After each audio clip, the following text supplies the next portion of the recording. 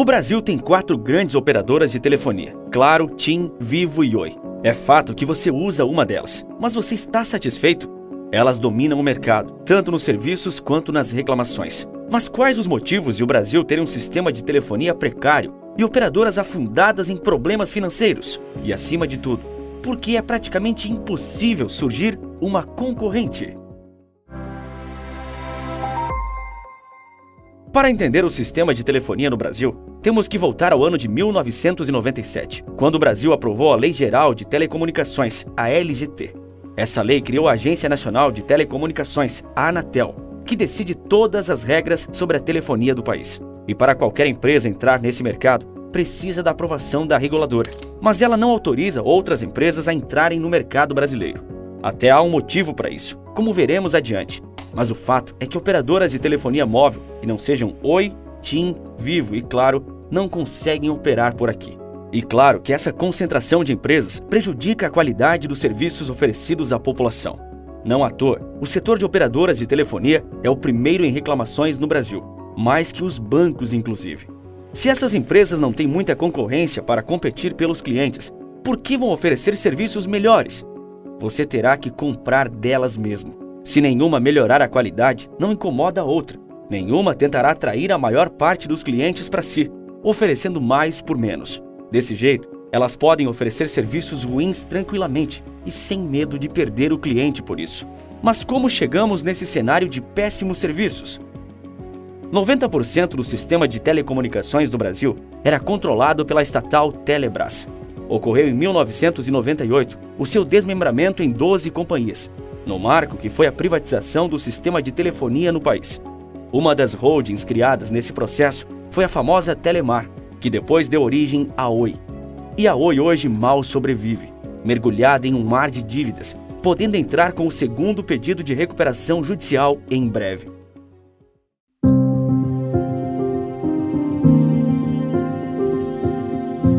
Aqui embaixo do Equador não funciona um ambiente de livre mercado, como quando uma empresa deseja oferecer seus serviços e tem capacidade de fazer isso com qualidade, podendo entrar no país e operar. No Brasil, não é assim. Aqui, as 4 empresas que você conhece bem atuam no modelo de cartel, onde ninguém mais pode entrar. Em 2010, a Anatel chegou a ser acusada formalmente de cartel, através de uma denúncia feita pelo controlador da Unicel, José Roberto Melo da Silva. Ele tentava vender sua empresa para a Nexio, mas acabou tendo a negociação barrada pela reguladora depois que a Unicel teve sua outorga extinta. Trocando em miúdos, a Anatel forçou a Unicel a falir. Depois não deixou ela ser vendida porque havia falido. Desde então, as faixas pertencentes à empresa foram leiloadas pela agência, que chegou a abrir uma auditoria para analisar se houve irregularidades na extinção da outorga da Unicel. No entanto, sem pressão da imprensa, o caso ficou esquecido.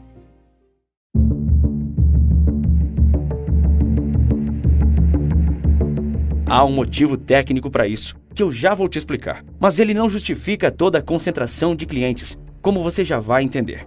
Para fazer a comunicação do celular, é utilizada uma frequência do campo magnético. Embora não seja possível enxergar esse campo com os olhos, existe uma barreira física que impede a construção de quantas radiotransmissões quisermos, o espectro das radiofrequências. Se uma mesma frequência é utilizada simultaneamente entre diferentes sistemas, ocorre interferência e nenhum dos serviços funciona direito. E como o campo eletromagnético é compartilhado entre diferentes sistemas de comunicação sem fio e a capacidade disponível é utilizada entre diferentes aplicações como TV aberta, rádio AM e FM, TV via satélite, rádio navegação, meteorologia, etc., existe um limite físico para essas redes. E é por isso que não só no Brasil, mas no mundo todo, o número de empresas operadoras de telefonia é limitado. Nos Estados Unidos, por exemplo, há 3 grandes empresas de telefonia móvel: AT&T, Verizon e T-Mobile. Na Alemanha, T-Mobile, Vodafone e O2. E assim por diante. Esse número varia entre 3 e 5, a depender do país. Mas nunca há uma competição muito acirrada entre essas empresas. A grande diferença é que na maior parte desses países existem as operadoras móveis virtuais. São empresas que compram o serviço das grandes operadoras no atacado e revendem para seus clientes.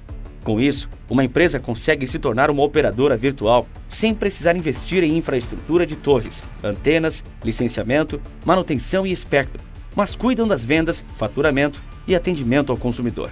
Essas companhias, concorrendo entre si, oferecem serviços cada vez mais personalizados. Em uma rápida consulta, eu achei 108 diferentes operadoras virtuais nos Estados Unidos, que vendem seus respectivos planos, cada um com sua vantagem.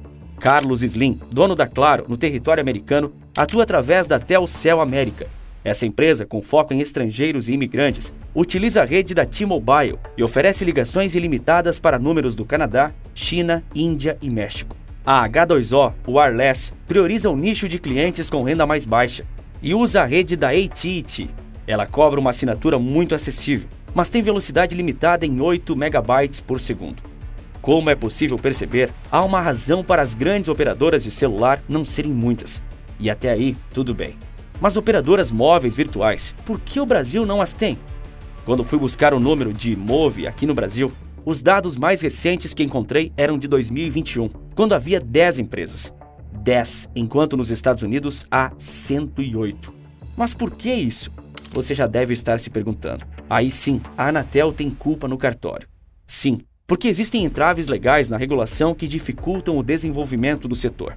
Entre esses obstáculos, cabe citar um convênio de 2019 que exclui apenas as operadoras virtuais de um regime tributário que racionaliza a cobrança do ICMS no serviço de telefonia móvel. Na prática, esta medida obriga apenas as operadoras virtuais a adiantar parte do ICMS que já seria recolhido no momento da emissão da fatura. Ou seja, as operadoras virtuais teriam que pagar o ICMS antes de receber. Medidas assim bloqueiam o desenvolvimento de uma atividade que tem o potencial para garantir inovação e dinamicidade ao setor de telefonia móvel celular, ainda altamente concentrado no Brasil.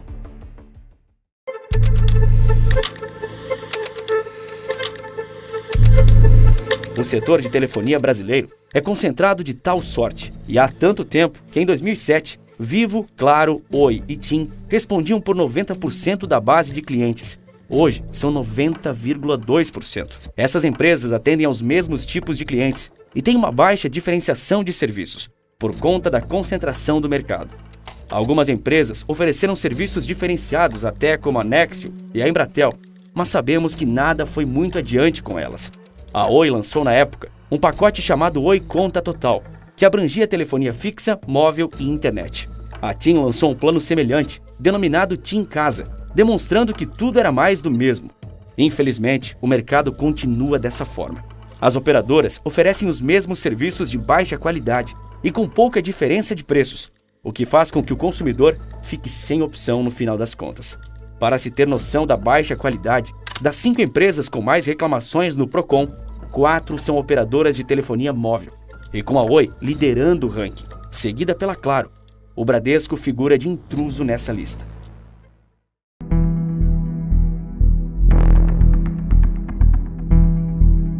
O Brasil sempre protegeu as empresas de telefonia e isso tem custado caro.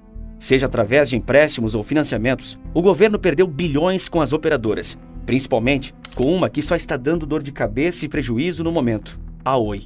A Oi surgiu como uma divisão de telefonia móvel da Telemar e que anos depois ganhou o nome que conhecemos. Uma forma de perceber isso é pelo financiamento feito pelo BNDES para a Oi em 2009 de 4,4 bilhões de reais. Nenhum banco privado tomaria aquele risco, mas como era uma decisão do governo, a operação foi realizada. Recentemente, conforme acordo da recuperação judicial, a Oi, por fim, quitou sua dívida com o BNDES no valor de 4 bilhões e 640 milhões de reais, graças à venda das operações de telefonia móvel da empresa. Outra dívida gigante da Oi é com a Anatel, que soma mais de 20 bilhões e 200 milhões de reais. Mais da metade desse débito foi simplesmente perdoado pela agência reguladora. O valor a ser pago é de 9 bilhões e 100 milhões de reais. Desse valor, apenas 1 bilhão e 800 mil foram quitados. Vamos entender esses valores gigantes, explicando sobre o maior pedido de recuperação judicial da história brasileira, feito em 2016. Até então, o recorde de valores numa recuperação judicial pertencia à OGX, de Eike Batista, que no ano de 2013 entrou com o pedido que tinha mais de 11 bilhões de reais em dívidas. A Oi, por sua vez, tinha 65 bilhões e 400 milhões de reais em débitos não quitados, com mais de 55 mil credores. Um valor exorbitante que espantou o Brasil, dada a grandeza da companhia. A apostar em segmentos diversos, querendo investir pesadamente em todos, numa tentativa inútil de superar todas as concorrentes, levou a Oi a uma situação de quase insolvência. Ela queria expandir seus negócios para outros países, estimulada pelo próprio governo, mas entregava, no Brasil, serviços de qualidade duvidosa. A Justiça brasileira aceitou o pedido de recuperação judicial mais de um ano depois, quando foi apresentado um plano factível de reestruturação de suas dívidas que os credores aprovaram. De 2016 a 2022, a Oi esteve na UTI, mas algumas medidas importantes foram tomadas para evitar a sua falência total. E em dezembro de 2017, quando o plano de reestruturação da dívida foi aprovado pelos credores, a empresa de telecomunicações reduziu seus passivos em 40%, ao converter dívidas em participação acionária na companhia. Essa foi uma das partes consideráveis, mas não crucial, dentre as medidas que permitiram a continuidade da Oi. A medida que mais repercutiu foi a decisão de vender certos ativos da operadora. Como disse em 2021, o CEO da companhia, Rodrigo Modesto, era impossível manter a empresa fazendo exatamente as mesmas coisas de antes, porque o resultado seria o mesmo. A gente iria entrar em uma situação de insustentabilidade de novo.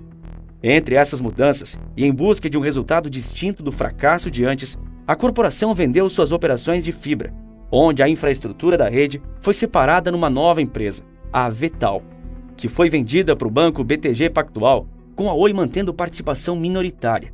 Essa foi uma venda que repercutiu, mas a que estampou manchetes foi a decisão tomada em dezembro de 2020 de vender a Oi Móvel, braço do grupo de telefonia celular, ou seja, a subsidiária mais famosa e mais valiosa da companhia, e que num estalar de dedos, por 16,5 bilhões de reais, não era mais dela, repartida entre as outras três.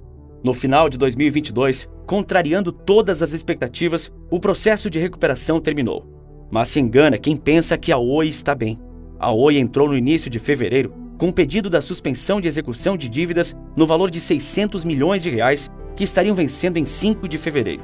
Ou seja, essa novela vai longe e aquela que já foi a maior operadora do Brasil não enxerga mais luz no fim do túnel.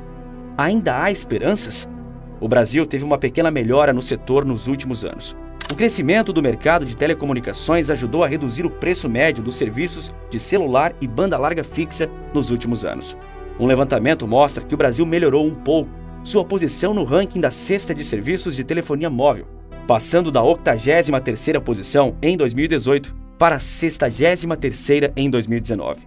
O preço médio de um plano de celular era de $22 em 2018. 10 anos antes, um plano similar custava $67. O Brasil é o 6º maior mercado de celulares do mundo, com 202 milhões de acessos, quase o tamanho da sua população. O maior é a China, com 1,7 bilhão. Já no caso da banda larga fixa, o Brasil evoluiu da posição 75 para 45. Nesse período, o preço médio foi para $17 mensais. O que prejudica o valor dos serviços também é a elevada carga tributária brasileira, que é uma das maiores no mundo para o setor. Além de não termos a concorrência entre várias empresas, o que ajudaria na redução dos preços, o aumento dos impostos contribui com o alto valor dos pacotes de telefonia. Livre concorrência. O Brasil poderia se beneficiar demais, reduzindo as barreiras de entradas para novas empresas do setor. Grandes empresas como AT&T, Vodafone, Verizon e T-Mobile, Orange, poderiam ingressar no mercado brasileiro. Tratam-se de empresas que poderiam injetar bilhões de dólares, não só em provisão de operadoras de operação virtual, fazendo nossos serviços se tornarem mais baratos, aumentando qualidade e alcance em nosso território, como acontece no mundo todo. Uma base de aproximadamente 40 milhões de consumidores da Oi foi repartida entre as três gigantes, sendo que a operadora italiana TIM ficou com 16,4 milhões desses. Assim, com a distribuição, a Vivo domina o mercado com 38,9%, Claro com 33% e TIM com 24,8%, sendo somente 3,3% com pequenas empresas. Isso é muito pouco se olharmos o tamanho do Brasil.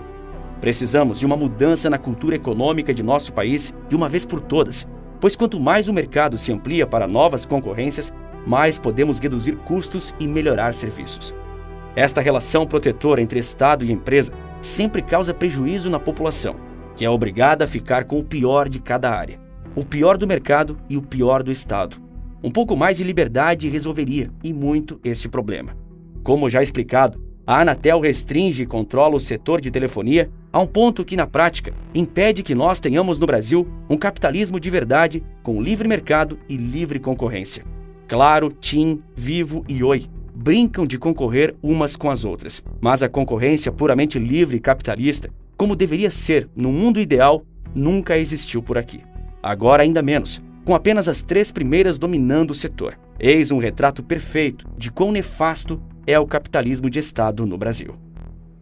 E se você tem a curiosidade de saber quem sou eu, que está por trás do canal, e como eu fiz isso virar um negócio altamente lucrativo e seguro, sem precisar aparecer, usando um computador e um pouco do meu tempo, está liberada uma aula 100% grátis, ensinando passo a passo de como qualquer pessoa pode fazer o mesmo, sem precisar largar o emprego atual ou ter algum conhecimento especial. Assista clicando no primeiro link da descrição ou apontando a câmera do celular para o QR Code aparecendo agora na sua tela. E se você gosta de verdade dos vídeos aqui do canal, me segue também no Instagram. Lá eu consigo ter uma interação muito melhor com você.